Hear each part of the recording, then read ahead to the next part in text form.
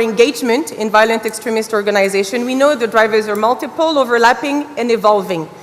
But our work has shown the important gaps that exist between what we think we know about these drivers and what the ground actually says about how those drivers interact. And let me give you a couple of examples. Religion. In most cases that we have documented, engagement in the groups was not the result of a religious indoctrination process. It was the result of several dynamics linked to frustration, frustration against the state, tension within communities, tensions between communities, or simple desire to change the existing social structure. One of the key drivers that emerged in the research that we were not expecting was protection. A lot of people actually get engaged in this group because they're seeking protection. If you live in an area where groups are taking control of the zone in which you exist on a normal basis, a good way of not being a target is to be with them. So protection of oneself, of one's family, of one's community is a key dimension for engagement.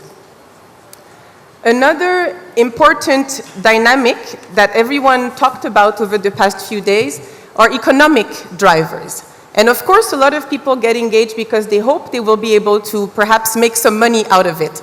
But what the research has also showed is that people get engaged sometimes not just because they want to have a new income-generating activity, but rather because they want to protect an existing income-generating activity. Examples are cattle herding. If you're a cattle herder, cattle rustling is a direct threat to your income.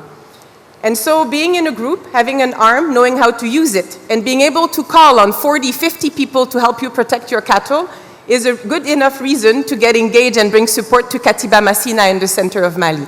In the eastern region of Burkina, we've documented cases where people have joined ISIS and supported their implantation because ISIS allowed them to continue poaching or hunting, depending on which side of the border you're situating this activity, in national parks that were protected, or because they reopened illegal mining sites that the government had closed. And so this was a good enough reason to support implantation so that they could continue doing illegal or sometimes legal activities. The second point that I would like to present as a key finding from our work is the fact, and this is again something that we know, but perhaps we haven't taken fully the implication. Groups exploit existing vulnerabilities, no matter what they are. They implant in areas where the state is either absent or insufficiently present or contested. This means that we should focus not just on restoring state authority, but also, and perhaps more importantly, on restoring state utility in the eyes of local populations. And this goes obviously through the delivery of basic social services, health, education, and security to avoid this need for protection. It also means that we need to resist the temptation to copy and paste, because what is true for northern Burkina is not necessarily true for northern Nigeria. What is true for northern Mali is not true for southern Burkina.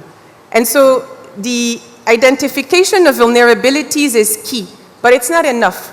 It means that we need to make sure that states have the capacity to deal with those vulnerabilities. The third point that I would like to highlight is the fact that groups are segmented. By that, I mean that the objective of the leadership of the groups, what they say they want in official communication channels, is not necessarily what the mid-leadership and what the foot soldiers want.